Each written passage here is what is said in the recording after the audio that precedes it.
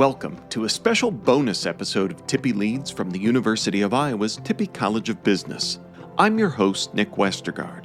It's homecoming week here at Iowa, which makes it the perfect time to revisit one of our most popular conversations from Season 2, which was focused on risk. In this episode, we sit down with Nate Kaeding, yes, the former Hawkeye football and NFL kicker, who came back home to Iowa City and took on a different kind of challenge: entrepreneurship. Nate shares what it really means to take risks in business, including his decision to buy and revitalize the Hamburg Inn, a legendary Iowa City spot that's fed everyone from students to presidents on the campaign trail. As you'll hear, Nate's story isn't just about football or restaurants. It's about what happens when leaders embrace risk, step forward, and build something lasting. Speaking of looking ahead, Tippie Leads Season 3 launches next week on Wednesday, October 1st. This time we're diving into another big challenge shaping work and leadership: artificial intelligence. Stay tuned, because AI is changing how we work, lead, and live. But first, let's go back to Nate Kaeding and his story on the risks of entrepreneurship. So, we are here in the Ronald Reagan presidential table at the Hamburg Inn, which I think is an amazing spot for us to be chatting. And there was an article in on the Tippie website talking about you, saying NFL foodie to hometown restaurateur. And I think what a way to kind of summarize your story. But I wanted to start by talking about the NFL foodie side of things as well, because it's like the Johnny Cash song, you've been everywhere. Yeah. And talk about the experiences and what you not only saw but tasted out there that informed what you ended up doing. Yeah, well, I was lucky.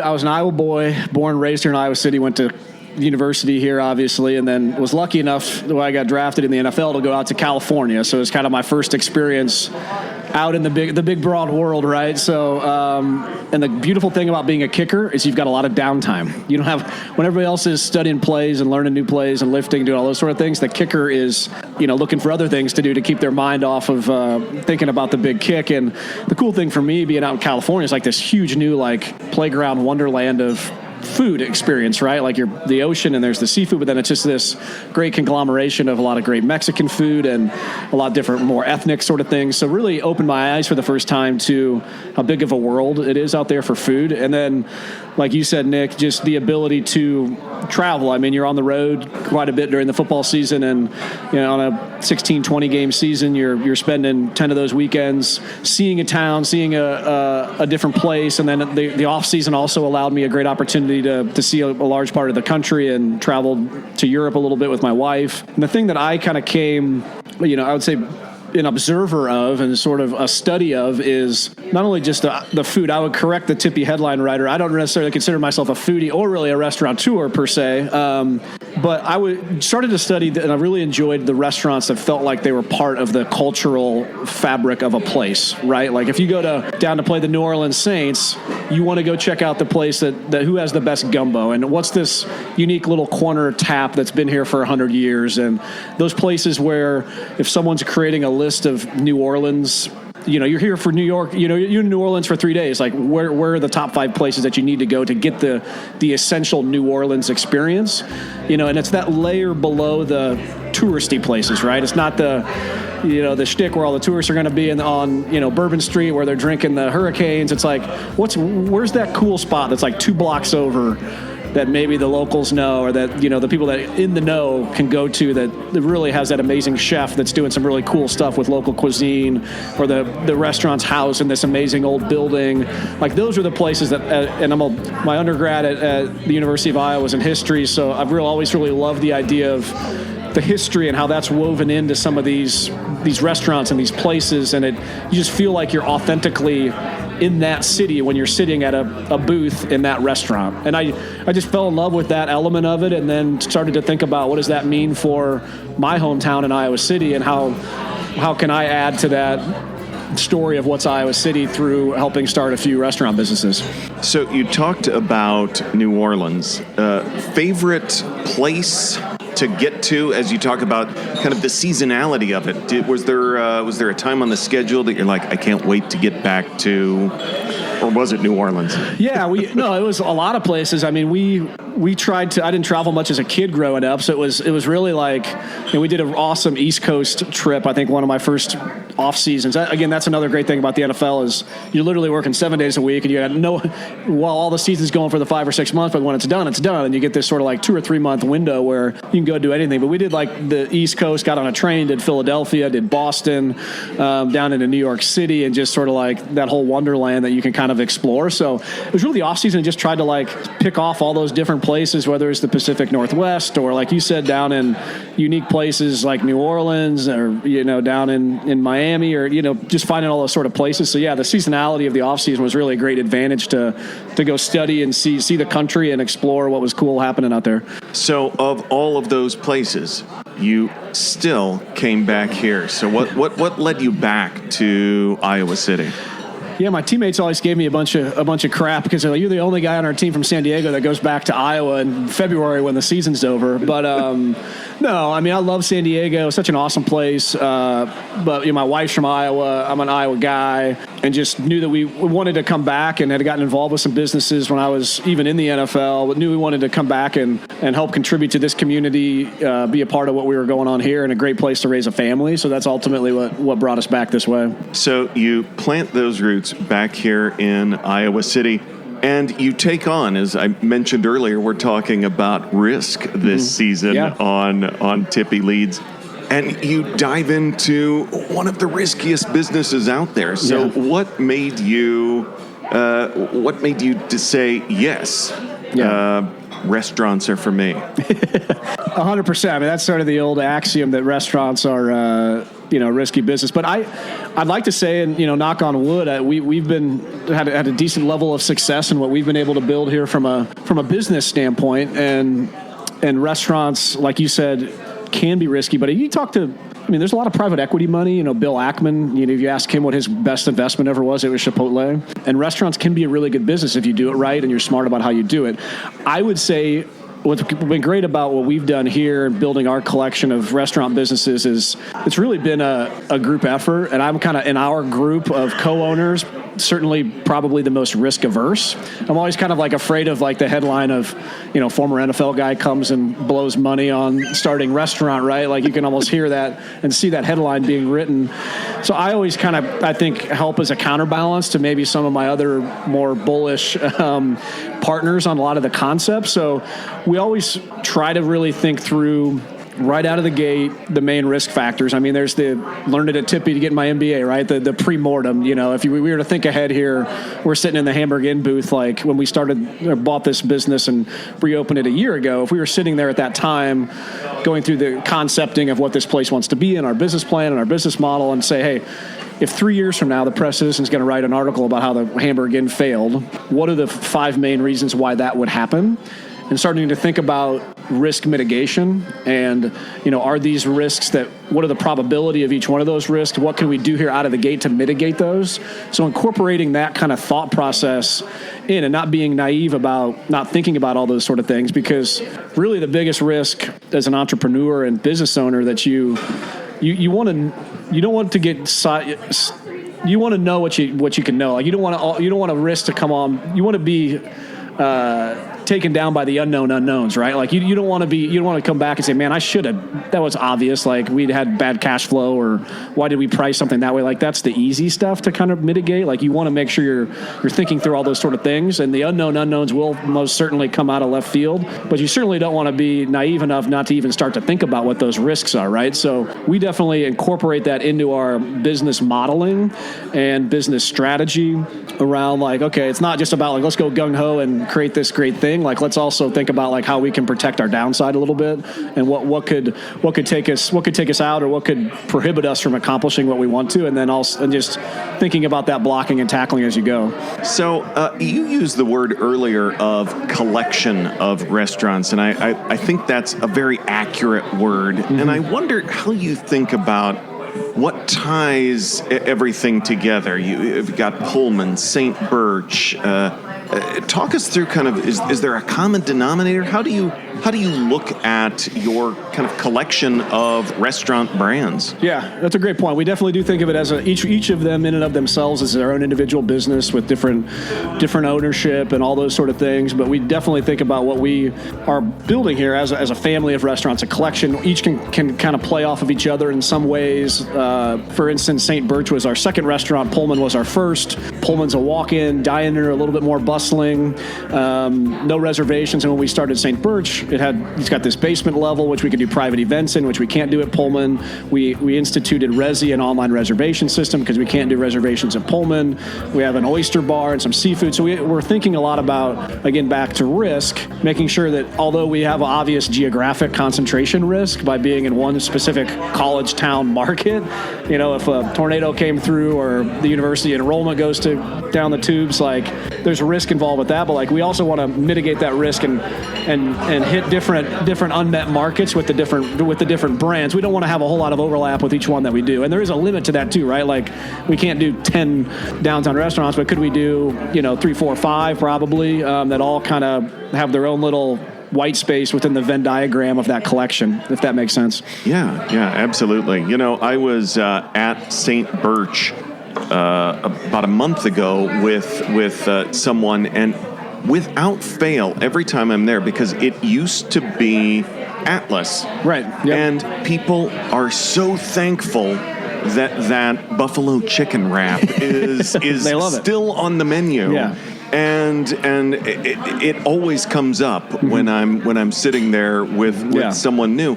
And it brings me back to Hamburg, where we are, because it was such an institution, and as you take it on, but also I want to phrase it carefully, it needed some TLC. Yeah. And how do you balance? I mean, there's certainly some risk there of kind of throwing the brand out with the bathwater, and what do you keep, and how do you kind of enhance the experience? Yeah, you hit it on the head. I mean, when we acquired the Hamburg Inn about a year and a half ago, and it's like you said, it's this amazing institution, 1948, and the Panther family, and they had sold it to another individual who had owned it for 5+ years, and like you said, it needed some TLC. So that was one of our big, back to this sort of inventorying risk, right? Before you start a business, one of the main risks for us was you've got this brand that has a lot of brand equity in the Hamburg Inn, in this local community and alumni and all those sort of things. However, the diners that have been coming here or wanted to come here over the course of the last 5 years, that brand wasn't delivering on that promise anymore. So how much damage? It had this iconic brand equity, but yet there's the kind of modern day brand damage to not having great service, or not having great food, or not having a clean restaurant, those sort of things. So that was always in the back of our mind. Yeah, we had this amazing, iconic brand that we were inheriting. However, we had a lot of work to do in order to kind of earn people's trust back about the basics of a restaurant. I don't care how cool the history is. If you can't come in here and get a good omelet and some warm coffee and some good service, they're just not going to come back. So we tried to be clear-eyed about that, and kind of understood that there'd probably be a lot of earning of trust that needed to be done, and some longer runway to maybe ramp up sales and kind of get back in people's habits and all of those sort of things. So that was certainly part of our calculus and part of the risk, right? Hey, it wasn't like someone just handed over this gold mine to kind of run because you can print checks because it's the Hamburg Inn. We knew there was some ground to make up that had been lost over the kind of the immediate past. So being in a restaurant, I think of the bear, and I think about the non-negotiables. Were there Hamburg Inn non-negotiables that if we're reopening this has to be there? Yeah. Again, back to this interesting strategic place we were in as folks had just bought this iconic brand. One of the risks that we ran was, here's these new guys. They're coming in now. They changed everything. And then you piss off your loyal Hamburg Inn people. That's a real risk. Yeah. So part of our strategy was, and the Panther family was amazing. We went back and looked at old recipes. It's no matter what we think people might want or what we think we want to add to the menu or change here, like you got to draw a really firm line around the things that cannot be touched, and let's identify what the core of that is. And a part of our mission all along with this was like, let's bring it back to a simple diner. The menu had gotten to be like 5 pages, and like what are the simple things that we could execute on, and how do we double down on those and make sure they're great? And you get to the things, if folks visit here at Hamburg Inn, that become synonymous about, any diner, right? Like an amazing cheeseburger. We got in the lab on how to like make and talk to the Panther family, like what does the Hamburg Inn cheeseburger look like that makes that great? The pie shakes is a huge thing. So let's perfect that piece and that recipe. And then, of course, breakfast, right? And just like a simple omelet, what does that mean? What kind of plateware does it come on? What's a good coffee? We did this fun partnership with Day Drink, which is a cool local coffee roaster that does their diner. They could kind of like a little Folgers inspiration in there, kind of that nostalgic old school diner coffee. So, let's get the basics right. Let's make sure that we're doing the things that want to get done correct. And I would say one of the biggest tricks for us, and we're sitting in the space now, was how do we change the space? We wanted to make it lighter, brighter, clean it up. But like when people walk in, they should, in my mind, the restaurant owning is all about feeling. How do you want customers to feel when they come in here or when they leave? We wanted people to feel all the Hamburg Inn vibes, right? Like, yeah. But the place needed cleaned up. It was very cluttered. We're sitting in, nice new white laminated tables and cool diner red booths, and the ceiling, the old tin ceiling we painted white, but all that stuff before it's black. It was like black floor on black tabletop on black booths. We put new wallpaper in, some new lighting. So it was a very purposeful, hopefully deft touch in terms of how to keep the Hamburg Inn vibe, because that's what makes it great, but also clean it up, kind of unclutter it a little bit, and just, again, kind of start to write that next chapter, but still keep the heart and soul of it there so people can feel that when they come in. That perfectly answered my question, because I was one of those people that thought, oh, is it going to be different? I know it needs to be different, but I don't want it too different. And that was the biggest, I love the risk conversation, because that was the biggest risk for us. I would say that was risk number one with the Hamburg Inn, was you come in and you piss a bunch of people off because you change too much. Or the prices go way up. I mean, that's another big thing in the restaurant world, right? It's like part of the ethos of this place. Think of it in contrast to our restaurant Pullman, which is a little bit more higher end and kind of chef driven and some different dishes. Like, this is more, the ethos of this place is very much more of the greasy spoon, blue collar sort of thing. So we knew this was a place where we couldn't and didn't want to do some of those higher end menu items that make the menu appear more pricey. And you got to have your basic presidential breakfast, that's under whatever dollars, and still do it in a way where you have to have a healthy margin. And, we're sitting here when egg prices have gone crazy, some of those sort of things, the diner menu that is today of what the Panther family had in the 80s, like, we'd be broke in a day if we were charging $2.80 for a couple eggs or whatever. But so that was risk number one. Like, first, do no harm, deliver on that, back to that original Hamburg Inn promise, and then purposely, then we can kind of get customer feedback, and we can start to what we call play around the edges a little bit. Once we've earned people's trust back, and our chefs really think there's a great idea to do a breakfast taco or some other dish that maybe wasn't historically on the Hamburg Inn menu, then we kind of have earned that trust and the ability to start to layer some of those things on without ever losing that core identity of the menu. Love it. Well, we always, speaking of wordplay and blocking and tackling earlier, we like to wrap up the Tippie Leads podcast with a final tip, Love it. Yeah, there we go. that our listeners can take back with them as they think about their work and life. So as you look at everything, and risk is certainly is in your field of vision in a lot of different ways, is there one thing that you'd remind folks to think about as they look at risk in their work and life? Yeah, great question. I think the way I've thought about it personally post my NFL career in terms of risk mitigation has really been around the people that I surround myself with. I was luckily smart enough right out of the NFL to kind of know what I didn't know, and know that in order for me to be successful in this next professional chapter, I couldn't go it alone, right? I couldn't take it all. I couldn't have it all for myself. So I guess it's in some ways a risk mitigating play, but find great business partners. Don't take it all. Take a third of it or a quarter of it or whatever, and bring my unique value to the table. And then that just helps mitigate a lot of risk. Like, the risk of, something failing and dominating your whole life or tanking your portfolio, but the joys of having great business partners who are also your friends, so that was, in a way, that kind of mitigated the chance of, both failure, but also heartache and stress and all those sort of things as I navigated this second career, is by surrounding myself with great business partners and knowing that I didn't have to have it all, that I'd much better to build a collection of things with a great group of people as opposed to this is going to be Nate's Diner, and then, just kind of run with it all, and I'm waiting tables and cooking cheeseburgers. So, that kind of know what you don't know, have that sort of self-awareness, and then the ability to go out and build a great team around you, I think has been a kind of a personal and professional kind of risk mitigating tool, I guess, in some ways. That's Tippie alum and Hawkeye kicker Nate Kaeding on the risks of entrepreneurship and revitalizing an Iowa City icon, the Hamburg Inn. This conversation originally aired as part of Season 2 of Tippie Leads on Risk. You can hear more episodes from that season anytime on Spotify, Apple Podcasts, or wherever you like to listen. And don't forget, Season 3 of Tippie Leads launches next week, October 1st, with a brand new focus on artificial intelligence.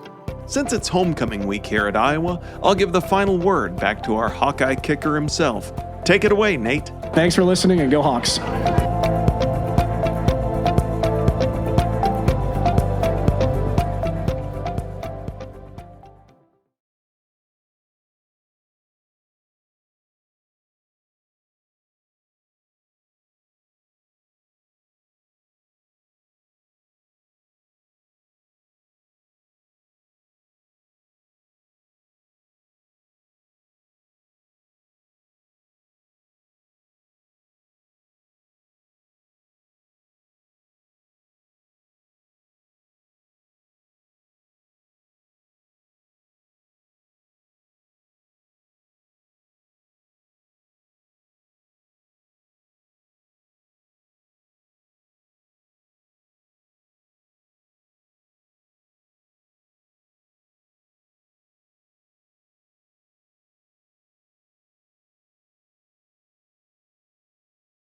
You may know you're listening to this show along the Marketing Podcast Network, but did you know there are other great shows on MPN to help your business? Robbie Samuels hosts the On the Schmooze podcast. Robbie, tell listeners what to expect from the show. Since 2015, I've interviewed entrepreneurs who overcame challenges to achieve success in their field or industry. Tune in to On the Schmooze to listen as I ask deep questions to elicit untold stories about leadership and networking. And where can people subscribe? Find the show at ontheschmooze.com or on marketingpodcast.net, or just search for it wherever you get your podcasts. You heard them. Go subscribe.